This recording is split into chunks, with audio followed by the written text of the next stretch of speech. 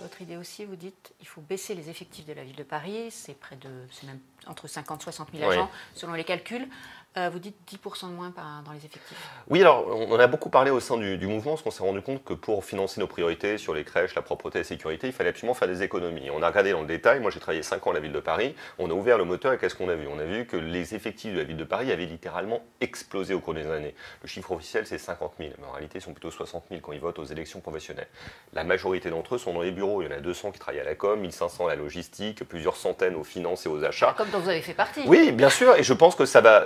Il y avait beaucoup trop de monde déjà à l'époque, trop de gens dans les bureaux. C'est des gens valables, qui sont motivés, mais malheureusement, on n'a pas procédé à la revue d'effectifs qu'on aurait dû faire. Donc moi, je propose qu'on baisse de 10% les effectifs. Ça peut nous faire rapporter près de 200 millions d'euros par an. Je pense qu'il faut regarder poste par poste, là où il y a des contractuels qui devraient ne pas être renouvelés, ne pas remplacer tous les départs à la retraite, et puis enlever toutes ces fonctions support. Vous imaginez qu'il y a, on va dire, près de 27 adjoints à la maire de Paris, avec à chaque fois un cabinet. Il y a près de 30 personnes au cabinet de la maire de Paris. Il y a des chauffeurs pour les directeurs et les adjoints de la ville. Ça ne va pas. Et si on arrive à le faire, on pourra financer des dépenses utiles comme la sécurité, la propreté et la petite enfance, parce qu'on propose de créer 10 000 places en crèche, mais peut-être qu'aussi, et ça je voulais vous le dire ce matin, on va peut-être réussir à baisser les impôts au cours du prochain mandat.